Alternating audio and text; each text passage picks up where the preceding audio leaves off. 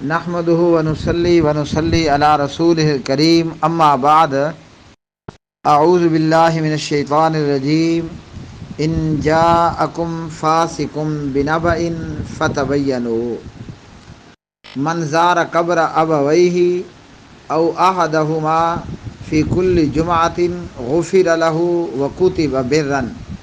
پیارے میرے محترم بھائی، سوال آپ کا اس حدیث کے متعلق ہے کہ کیا یہ حدیث صحیح ہے یا کہ ضعیف ہے؟ والدین کی قبر کی زیارت کرنا جمعے کے دن میں اور ہر جمعے میں۔ اس حدیث میں محمد بن نعمان روایت کرتے ہیں، اور اسی طرح ایک اور روایت کے اندر جناب ابو بکر صدیق رضی اللہ تعالی عنہ روایت کرتے ہیں۔ یہ روایت کہتی ہے نبی کریم صلی اللہ علیہ وسلم نے فرمایا من زار قبر ابویہ، بعض روایتوں میں ہے والدیہ، جس نے اپنے اماں ابا کی قبر کی زیارت کی، او احدہما، یا کسی ایک کی ان میں سے قبر کی زیارت کی، اپنی ماں کی قبر کی زیارت کو گیا یا اپنے باپ کی قبر کی زیارت کو گیا، فی کل جمعۃ، ہر جمعے کے دن میں، ہر جمعے میں وہ ماں باپ دونوں کی قبر کی زیارت کرتا ہے یا اماں ابا میں سے کسی ایک کی قبر کی زیارت کو جاتا ہے۔ یہ روایت کہتی ہے غفر لہ، ایسے بندے کو بخش دیا جاتا ہے اور اسے نیکوکار بھی لکھا جاتا ہے، یا والدین کا فرما بردار اور اطاعت گزار لکھا جاتا ہے۔ اسے امام بیہقی رحمہ اللہ نے مرسل روایت کیا ہے۔ اسی طرح یہ دوسری روایت جس کے راوی حضرت ابو بکر صدیق رضی اللہ تعالی عنہ سمعت رسول اللہ صلی اللہ علیہ وسلم یقول، یہ روایت کہتی ہے کہ ابو بکر نے کہا نبی کریم علیہ الصلاۃ والسلام کو میں نے یہ فرماتے ہوئے سنا، من زارا قبر والدیہ، جس نے اپنے والدین کی قبر کی زیارت کی، فی کل جمعۃ، ہر جمعے میں، او احدہما، دونوں کی زیارت کی یا ان میں سے کسی ایک کی قبر کی زیارت کی، فقرأ عندہما او عندہ یاسین، اپنے ماں باپ کی قبر کی زیارت کے موقع پر اس نے قبر پر سورۃ یاسین بھی پڑھی، غفر لہ، اس بندے کو بخش دیا جاتا ہے، بعدد کل آیت او حرف، یا تو تمام آیات کی تعداد کے برابر اس کے لیے بخشش کر دی جاتی ہے، یا تمام حروف کے تعداد کے برابر اس کی بخشش کر دی جاتی ہے۔ تو یہ دونوں ہی روایتیں سنداً ضعیف اور موضوع روایتیں ہیں۔ فضیلت الشیخ جناب حضرت زبیر علی زئی رحمہ اللہ فرماتے ہیں کہ یہ روایت موضوع روایت ہے، یعنی من گھڑت روایت ہے۔ ایسا کسی بھی صحیح حدیث میں پیارے نبی صلی اللہ علیہ وسلم سے ثابت نہیں ہے کہ جمعے کے دن والدین کی قبروں کی زیارت کرنا اور اس کے لیے بندے کو بخش دیا جانا، اور یا یہ کہ ماں باپ کی قبر کی زیارت کرنا اور قبر پر یاسین بھی پڑھنا، تو یہ نبی رحمت صلی اللہ علیہ وسلم سے ثابت نہیں ہے۔ ضرور قبرستان جانا چاہیے اور اہل قبرستان کے لیے دعا بھی کرنی چاہیے، اور قبرستان جا کر بندے کو چاہیے کہ اپنی موت کو اور اپنا مرنا بھی یاد رکھنا چاہیے۔ آج میں صبح سویرے سوچ رہا تھا، اللہ اکبر اللہ اکبر، کہ انسان کتنا بے وقوف ہے اور انسان کتنا جو ہے وہ جاہل اور مجہول ہے، یا انسان کتنا احمق ہے۔ اللہ اکبر اللہ اکبر۔ یہ جو دنیا کی زندگی ہے، میں نے سوچا یہ زندگی ہماری 5 منٹ کی زندگی ہے، اور اس زندگی کے مقابلے میں، دنیا کی زندگی کے مقابلے میں جو قبر کی زندگی ہے وہ 95% ہے۔ اللہ اکبر اللہ اکبر۔ یہ تب ہے کہ جب بندہ پیدا بھی ہو، جوانی کو بھی پہنچے، بڑھاپے کو بھی پہنچے، تو بمشکل، وہ بھی شاید میں زیادہ نہ بول جاؤں، 5 منٹ کی ہماری زندگی ہے، آنن فانن یہ زندگی گزر جاتی ہے۔ اور اس کے مقابلے میں جب ہم یہ مشاہدہ کریں کہ قبر کی زندگی، تو وہ تو دنیا کی زندگی سے 95% زیادہ ہے۔ اللہ اکبر، اللہ اکبر۔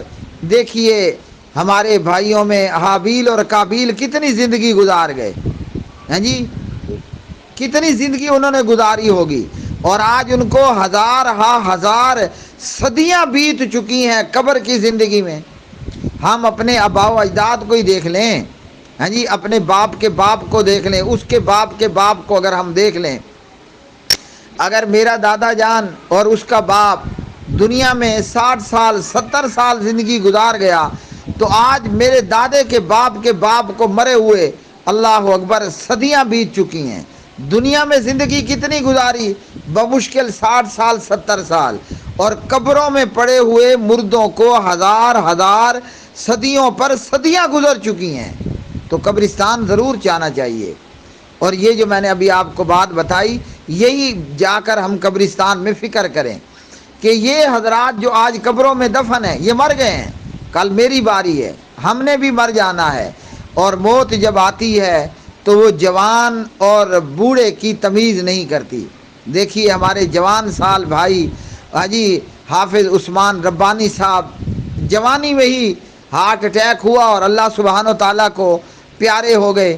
تو موت جوان اور بوڑھے کی تمیز نہیں کرتی، اور کر بھی لے تو زمین پر زندگی ہے 5%، اور قبر میں ہماری زندگی ہے 95%۔ تو قبرستان ضرور جاؤ اپنی سہولت کے مطابق۔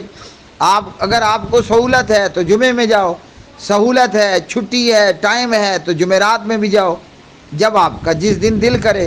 ہمارے پیارے نبی علیہ الصلوۃ والسلام آدھی رات بعد، جب دنیا مدینے کے لوگ سوئے پڑے ہیں، پیارے نبی علیہ السلام رات کے اندھیروں میں آدھی رات کو جا کر قبرستان بقیع پہنچ جاتے۔ کیا مقصد ہوتا؟ وہاں موجود دفن شدہ لوگوں کے لیے دعا کرنا، اپنا مرنا یاد کرنا۔ نبی پاک علیہ الصلوۃ والسلام کا فرمان ہے، قبروں کی زیارت کرو، جاؤ قبرستان، جاؤ قبرستان اور قبروں کا مشاہدہ کرو، یہ تمہیں تمہاری موت یاد کرائے گی، تمہیں تمہاری موت یاد دلائے گی، اور موت کا یاد کرنا یہ لذتوں کو توڑ دینا ہے۔ دنیا کی عیاشیاں، اللہ اکبر، ان سے بندے کا چھٹکارا ہو جائے گا کہ کیا کرنا ہے اتنا جمع کر کے، اور کیا کرنا ہے اتنا مال و اسباب بنا کر، کل تو ہم نے مرنا ہے۔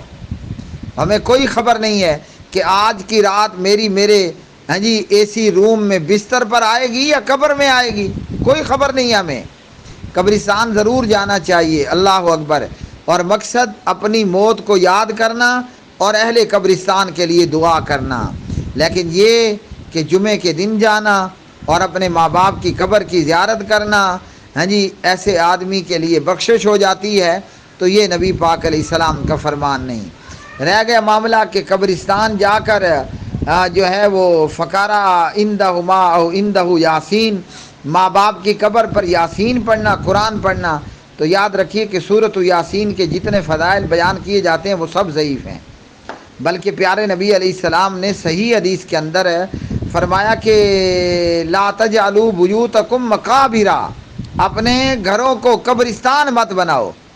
جس گھر میں قرآن پڑھا جاتا ہے، سورۃ البقرہ پڑھی جاتی ہے، شیاطین وہاں سے بھاگ جاتے ہیں۔ معلوم ہوا قرآن پاک پڑھنے کی جگہ قبرستان نہیں ہے۔ اللہ اکبر، اللہ اکبر۔ آپ زندہ ہو، جہاں رہتے ہو، گھر ہے، دکان ہے، مکان ہے، بنگلہ ہے، کوٹھی ہے، آپ کا ڈیرا ہے، وہاں پڑھو، بیٹھو، قرآن پڑھو۔ قبرستان قرآن پڑھنے کی جگہ نہیں ہے۔ تو ضرور ماں باپ کی قبر کی زیارت کے لیے بندہ جائے، اپنے ماں باپ کے لیے اللہ سبحانہ و تعالیٰ سے استغفار کرے، رحمت کی دعا کرے، رب ارحمہما کما ربیانی صغیرا، رب اغفر لی ولوالدی۔ لیکن یہ دونوں روایات یہ ضعیف جدا موضوع من گھڑت روایات ہیں، یہ نبی رحمت علیہ الصلوۃ والسلام کا فرمان نہیں ہے۔ اللہ تعالی ہمیں صحیح اور حق بات کی جانچ کرنے کی توفیق عطا فرمائے، حق اور سچ بات لوگوں تک پہنچانے کی توفیق عطا فرمائے، اور ہمیں اور لوگوں کو حق اور سچ بات اور صحیح بات کو تسلیم کرنے اور حق اور سچ بات کے مطابق اپنے اعمال کو سنوارنے کی توفیق عطا فرمائے۔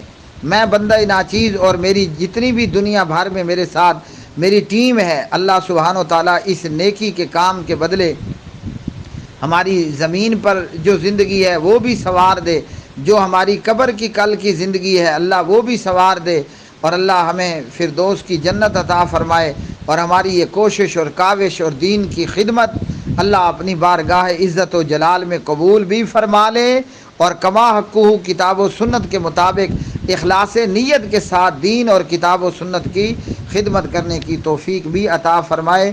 وما علینا الا البلاغ المبین۔